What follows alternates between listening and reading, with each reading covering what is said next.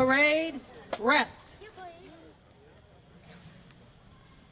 If you would like to join me in prayer, please bow your heads. Dear Lord, we thank you for this wonderful country we live. A country we are free to live, work, and worship as we please. A country free from oppression. A country ripe with opportunity. Be with us today as we remember those that sacrificed their lives so that we could enjoy our freedom. Bless their families and their loved ones. We also pray that you give us the strength and courage that they have shown us. Help us to stand up for freedom and to strike out against brutality and terrorism that has no respect for human life. Help us while we enjoy the peaceful tranquility of this place, to remember that threats still exist, to help us honor the sacrifices made by these veterans by working toward the day when the whole world will truly be at peace. Amen. James McCrae, District Director of the Veterans Services, would like to say a few words.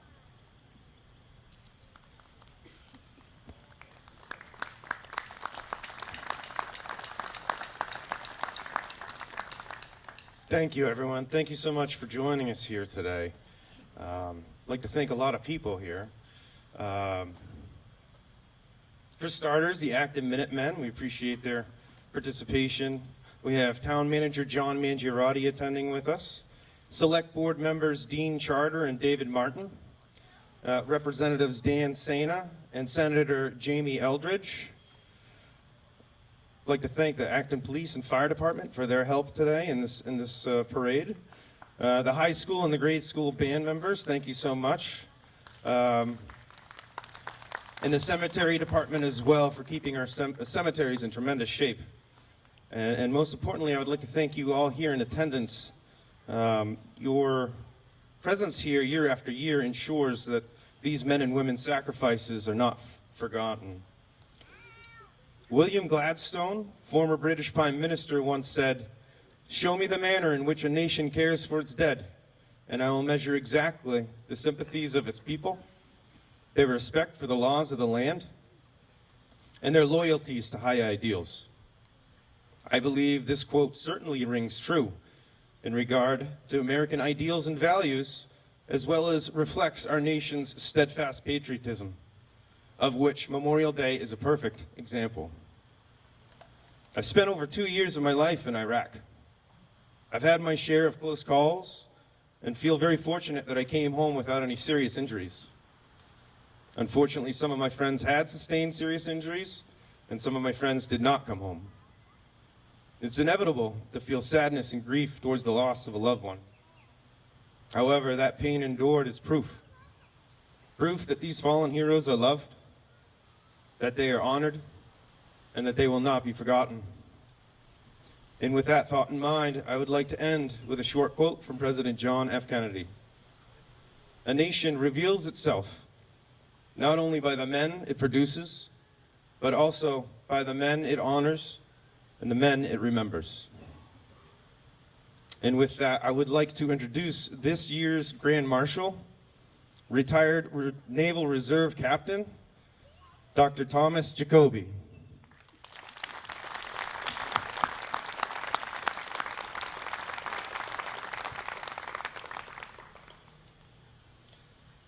Thomas Jacoby was born on January 27th, 1944 in New York City. He received his undergraduate degree from Tufts University in Medford, Massachusetts, and earned his dental degree from the University of Pennsylvania in Philadelphia. In 1966, while attending the University of Pennsylvania, Captain Jacoby joined the Naval Reserve Program for Dental Officers and was commissioned as an ensign.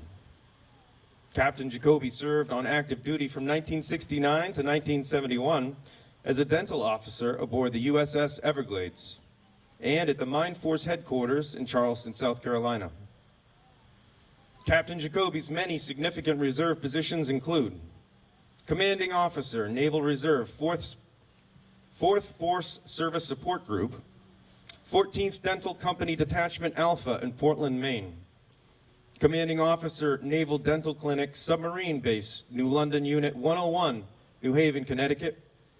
Patient Administrator, Naval Reserve, National Disaster Medical System, Team 101 in Providence, and Officer in Charge, Naval Reserve Fleet Hospital 250, Combat Zone 7 Detachment Alpha in Quincy. In 1991, he was selected as Commanding Officer of Fleet Hospital Combat Zone 7, serving in Newport, Rhode Island, and Ravenna, Ohio. His last assignment was a Naval Reserve Air Force Staff Dental Officer on the staff of the Commander Naval Air Reserve in New Orleans. Captain Jacoby retired from the Naval Reserves in July of 1995. Captain Jacoby's military decorations include Meritorious Service Medal, Navy Unit Commendation Ribbon, National Defense Service Medal with a Bronze Star, Armed Forces Reserve Medal with Hourglass, and Sharpshooter with Rifle and Pistol. Captain Jacoby married his wife Rebecca in 1967 and began his private dental practice in Acton in 1975. He practiced in Acton for 44 years before retiring in 2019. And moreover, in addition to that, Dr. Jacoby reached out to my office years ago to offer his services to veterans in Acton with limited financial means. And since that time, he had helped numerous veterans that I had referred to him before his retirement. He currently serves as a member on the Board of Health and the board of the Acton Cable TV station. Again, let's give a round of applause to Dr. Thomas Jacoby.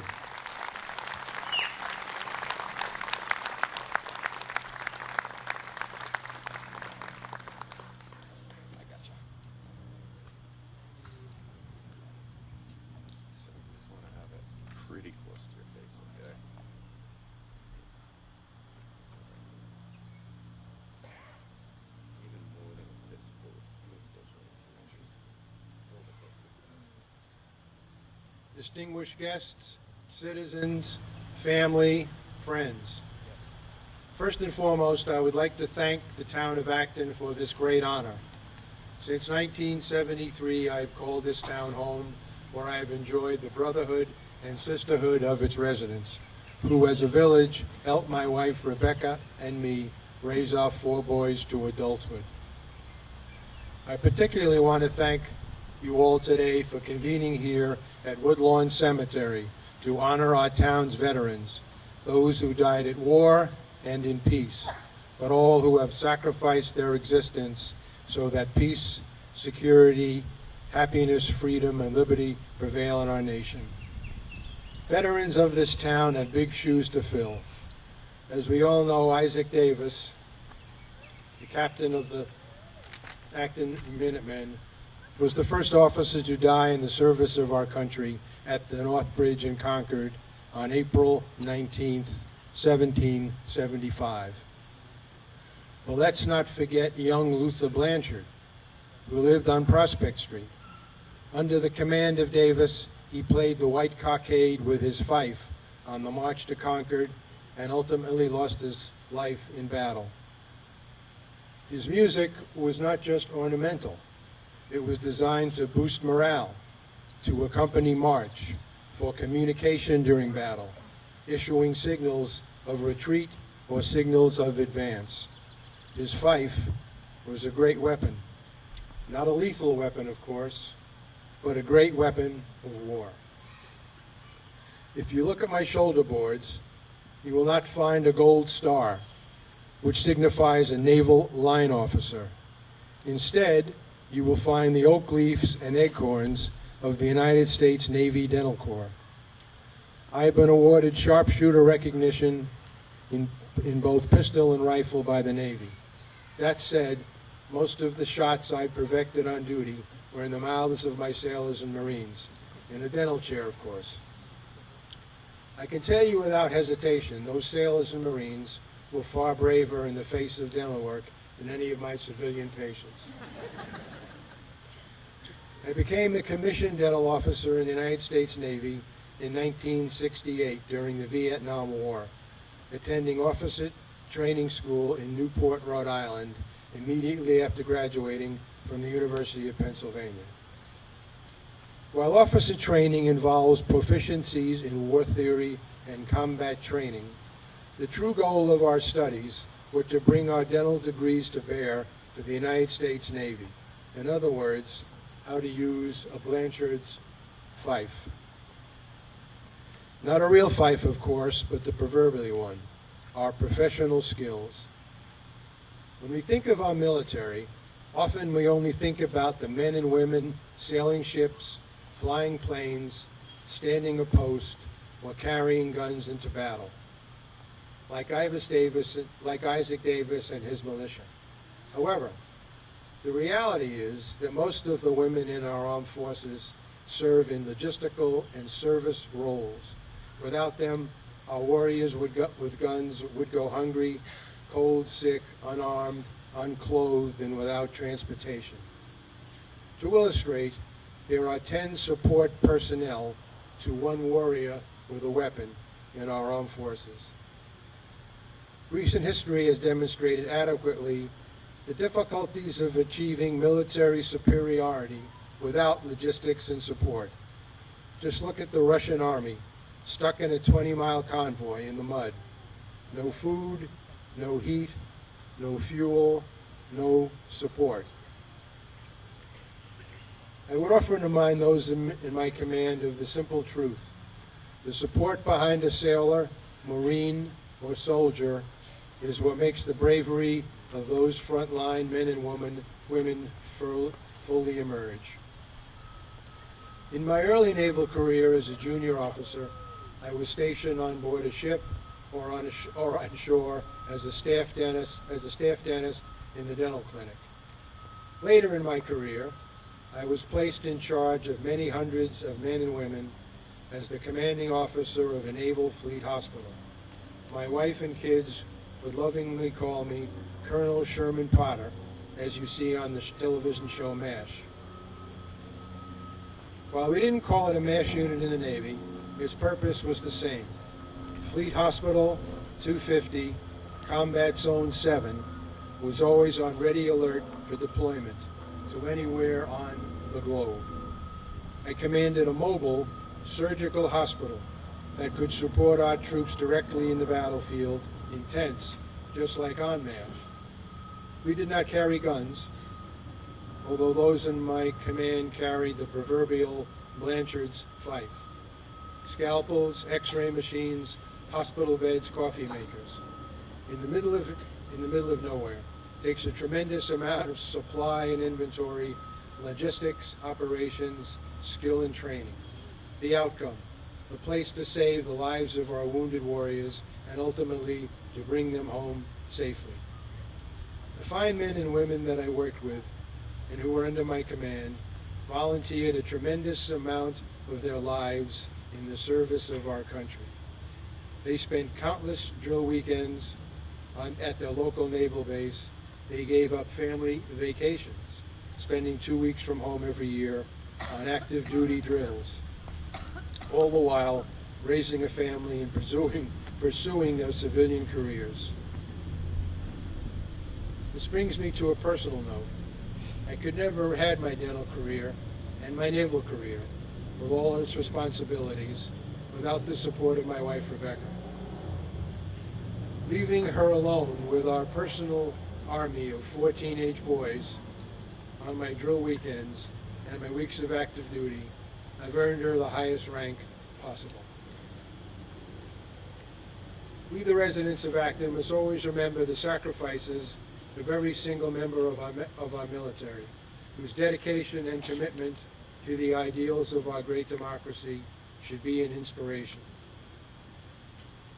Whatever support to our armed forces they provide, whatever ranks they attain, from Isaac Davis to Luther Blanchard, to the sailor who was in charge of setting up an x-ray machine in the field hospital, to the Navy SEAL undertaking special operations. Every single member of our military is a cog in the wheel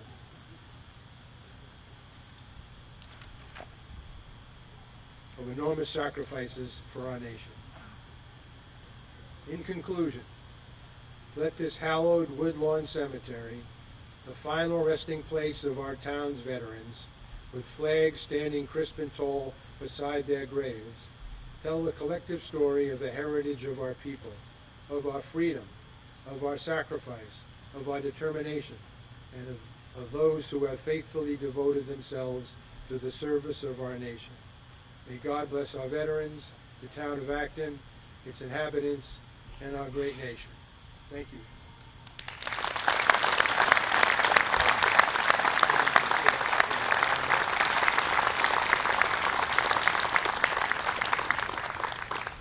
Thank you again, Dr. Jacoby. And to commemorate this occasion, the town of Acton, on behalf of the town of Acton, we'd like to provide you with a personalized flag case to commemorate this occasion. Thank you so much for your service.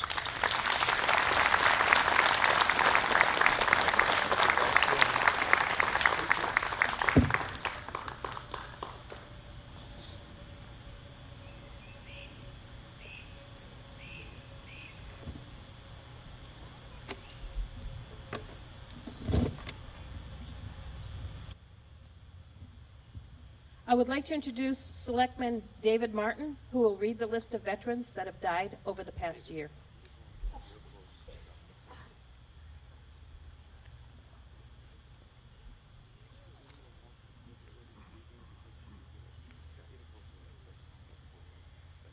Mark Stephen Asia, Army, Vietnam. Thomas W. Best, Army, Vietnam. David Brown, Navy. Donald R. Corey, Navy, World War II. Norman Corwin, Air Force, Korea. Everett Russell Davis, Navy, Korea.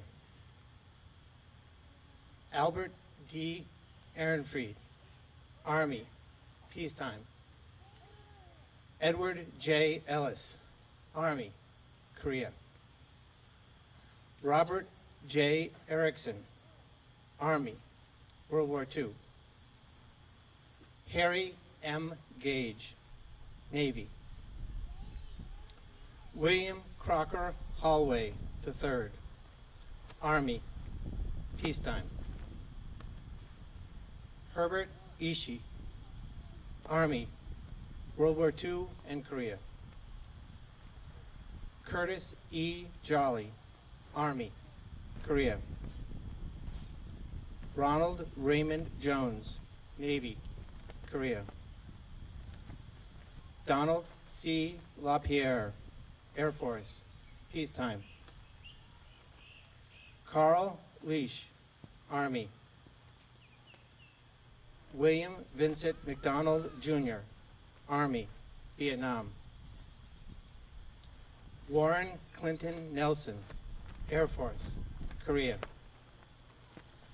Maurice T. O'Donnell, Air Force, Gulf War. Kathleen M. O'Grady, Navy. Gregory R. Osh, Navy. Willard E. Parks, Navy. Brian Allen Prentice, Sr., Air Force, World War II and Korea. Albert Saganich, Sr., Army, Korea. Joseph Sarkis, Navy, peacetime. Robert L. Shewin, Army, World War II. Gary Raymond Schammel, Air Force. Thomas M. Sheehan, Sr., Navy, World War II. Howard C. Smiley, Army, World War II. Dennis P. Sullivan, Navy, Vietnam. Anthony J. Toppy, Navy, Korea. William K. Vickery, Sr., Air Force. Raymond Arthur Warren, Navy, Korea. Richard J. Waters, Air Force, Korea. John William Yates, Air Force, Vietnam.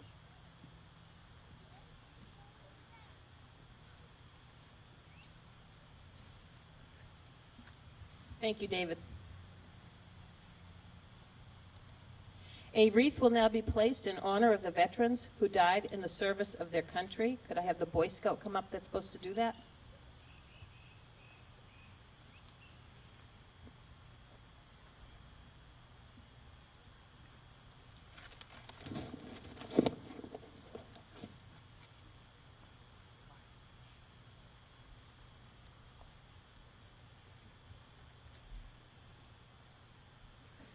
Wreaths have been placed at cemeteries and memorials throughout the town, and at the grave of Corporal Nathaniel Allen, who was awarded the highest medal in this country, the Congressional Medal of Honor. Parade, attention. Present arms. Minutemen, fire 3 volleys. Right about. Hey. Priming. Load.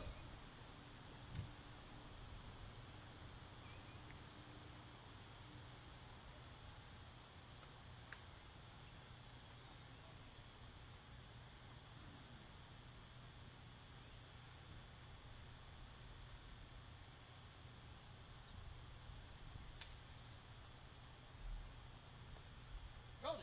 Fire lock. Make ready.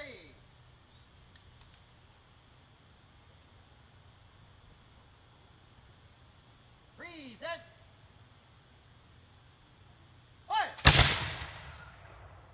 Prime. Load.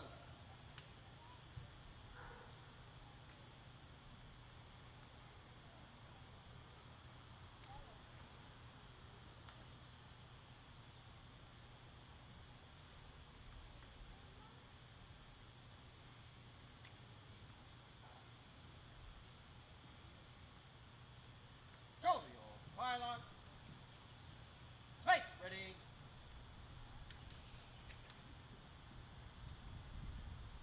Present. Fire. Run and load.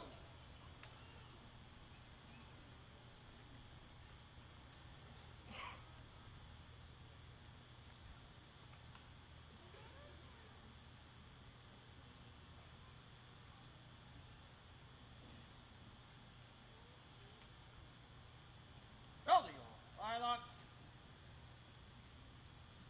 Make ready.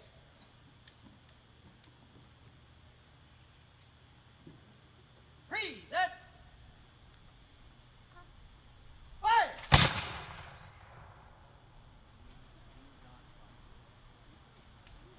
Go to your fire lock. Secure your fire lock. Go to your fire lock. Right about. Hey. Present your fire lock.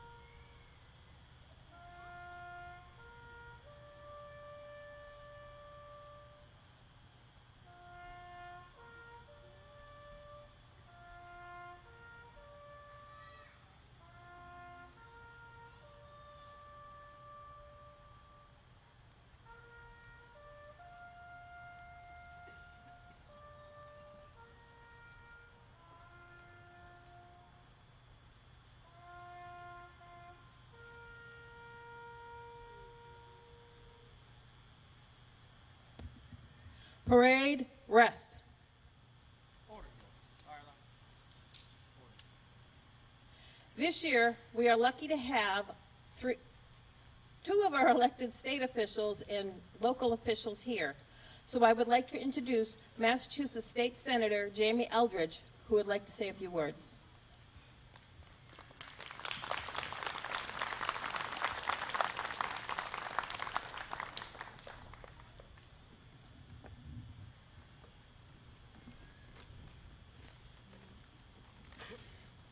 Good morning, and I want to thank Gail Sawyer with the Acton Emergency Management and James McCrae, Acton's Veterans Agent, for organizing today's Memorial Day commemoration for Acton. And as always, thank the Acton Minuteman Company for their service and reminding us of Acton's roots in the founding of our country through the Revolutionary War.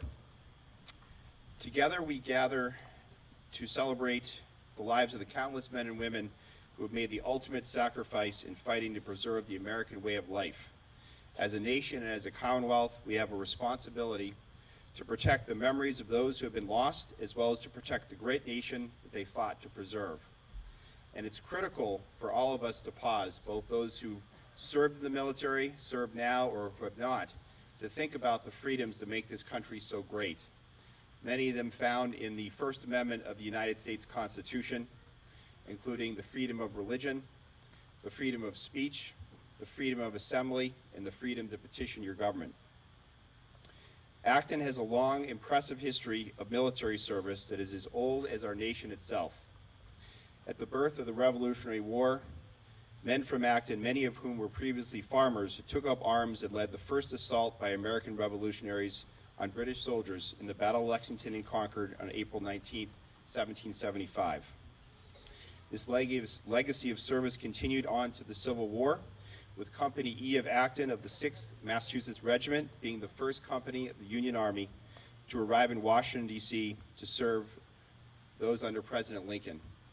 I also want to thank James McCrae for his service in Iraq, and it's a reminder that we have had recent Americans who have died, who fought in Middle East conflicts, and not just going back to the founding of our country. And of course, I want to thank Captain and Dr. Jacoby for his military service as well. Our thoughts do not end with those who have died in battle. They extend to the families who have lost their loved ones in the line of duty.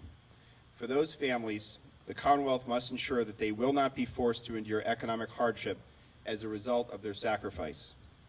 We should also take a moment to remember that our men and women are still stationed overseas, still giving their lives fighting to protect the nation that they and we love.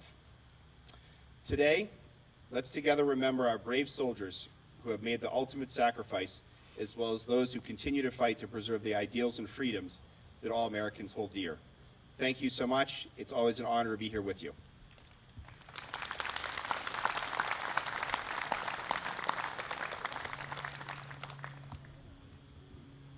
Thank you, Jamie.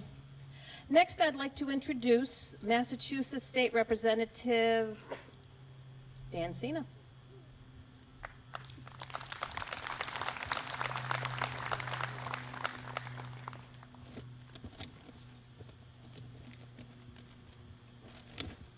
It is sunny up here. Hello, everyone. I'm glad to be here with you all today for Memorial Day. My name is Danilo Sena, and I'm your state representative for the 37th Middlesex District that includes the town of Acton. I want to thank the town for inviting me here today. Thank you both to Gail and to James for organizing and every year putting this together, and I appreciate the invitation. I also want to, that today we recognize, we remember, and we honor those who have died for our country. And we celebrate the lives that they lived. These people, soldiers, doctors, have sacrificed everything to protect us and our families. We should reflect on that. Their selflessness, their bravery, and the love for our country. We feel sadness, deep sadness, that they cannot be here with us today. But we feel hope. We feel hope that we can continue to work together to make Massachusetts, the United States, and the world a better place. I am committed to supporting our veterans at the State House as your state representative by connecting services with, by connecting veterans with services, advocating for funding for veterans program, and supporting legislation that helps our veterans. Again, I want to thank you for being here today, for coming together with events like this. It's so important for our community, and I'm very grateful to be able to speak and reflect with you today at today's Memorial Day ceremony, and I thank you.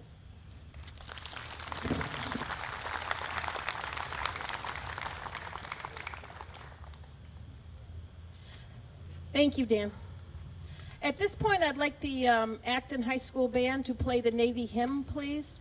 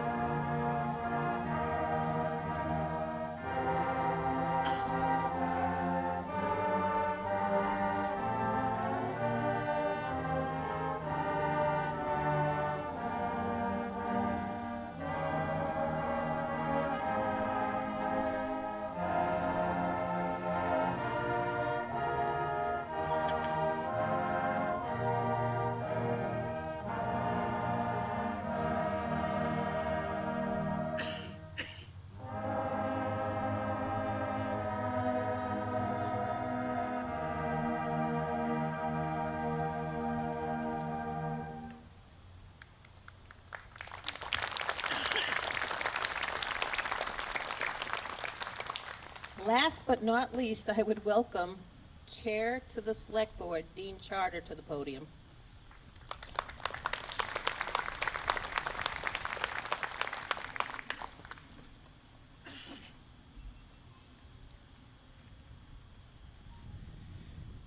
Over the years, I spent a bit of time walking around Woodlawn Cemetery, reflecting upon the sacrifices made by the past and present generation of Acton residents who fought to defend our country.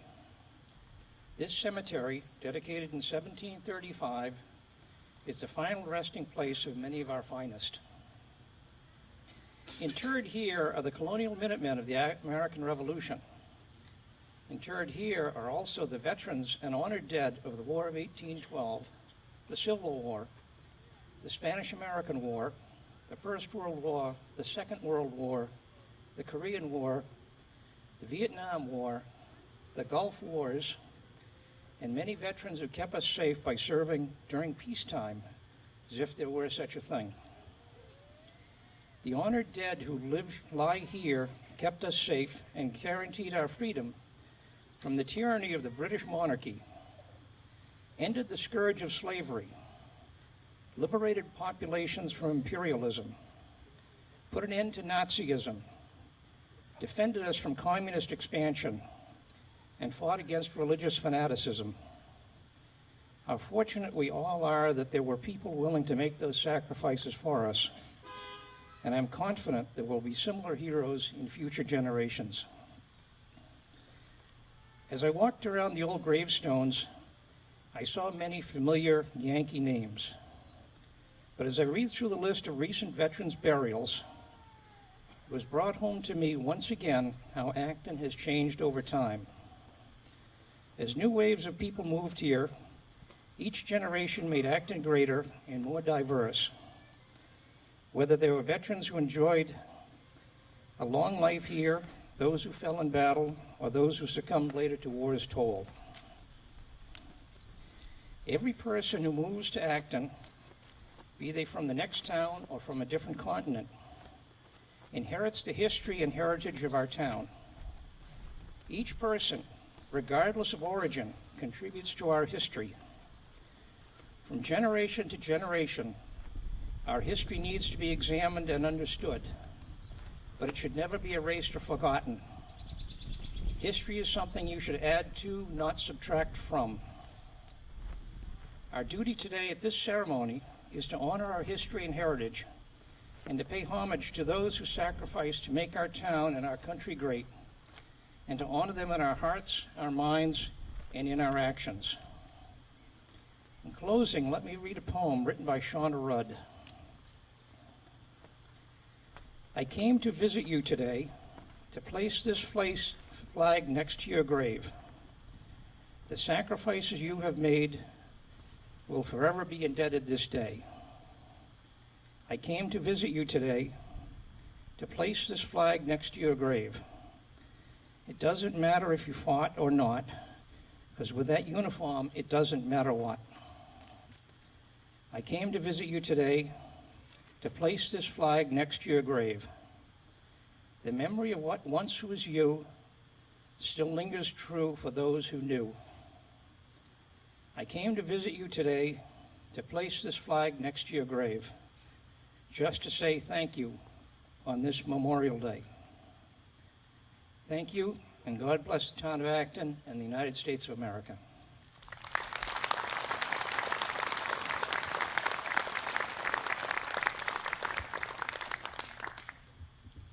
Thank you, Dean. Many thanks to the band from the Acton Elementary School, the Acton Boxborough Regional High School Band, the Acton Minutemen, and many others participating today. If you would like to join me in the benediction, please bow your heads. Dear Lord, help us to remember those who have sacrificed their lives so that we may be here. Give us their courage to defend our freedom when it is threatened. Also grant us the wisdom to avoid abuse of those freedoms, which others have died to defend. Bless them for their courage and bless their families for their sacrifices. Amen. Parade, attention. The band will now play the national anthem as the flag is raised.